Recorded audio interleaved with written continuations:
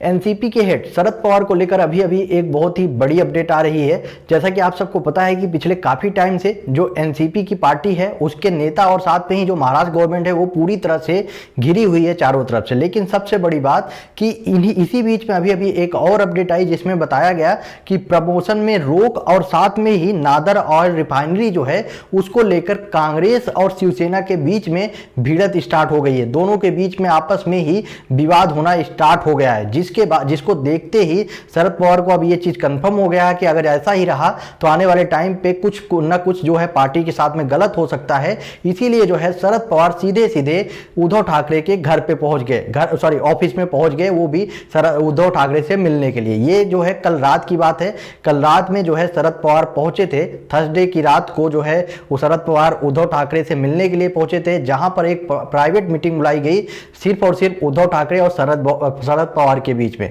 जहां पे 2 से 2.5 घंटे की ये मीटिंग थी। दोनों ने आपस में बात की, जिसके बाद पब्लिक के सामने संजय राउत और बड़े बड़े जो नेता हैं उनके द्वारा बोला गया कि ये जो है कोविड को लेकर आपस में बात थी, जिसके लिए जो है शरद पवार उद्धव ठाकरे से मिलने पहुंचे थे।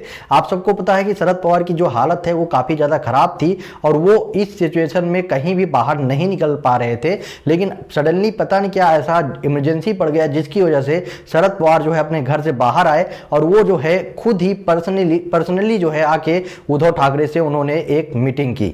वहीं पर कई जगहों से ये भी अपडेट आ रही है कि ये सारा का सारा मामला ये नहीं है, ये पूरी की पूरी महाराष्ट्र गवर्नमेंट अब डर गई है। उनको लग रहा है कि सुबोध कुमार जायसवाल, जिनको अभी अभी सीबीआई का हेड बनाया गया है, उनको बहुत कुछ पता है महाराष्ट्र गवर्नमेंट और एनसीपी के बारे में, क्योंकि वो वहां के डीजीपी रह चुके हैं। तो कहीं ना कहीं से उनको सारी गवर्नमेंट के बारे में अच्छे तरीके से नॉलेज है और आने वाले टाइम पे वो जो है उनके लिए खतरा बन सकते हैं। इसीलिए इन सब चीजों को देखते हुए इनकी तरफ से ये मीटिंग बुलाई गई थी। अब आने वाले टाइम पे ही पता चलेगा कि आखिरकार इस मीटिंग में क्या हुआ और आखिर इस पर क्या कार्रवाई होगी। आपका क्या ओपिनियन है? आप अपना ओपिनियन कमेंट बॉक्स में बताएं और वीडियो को ज़्यादा से ज़्यादा शेयर करें।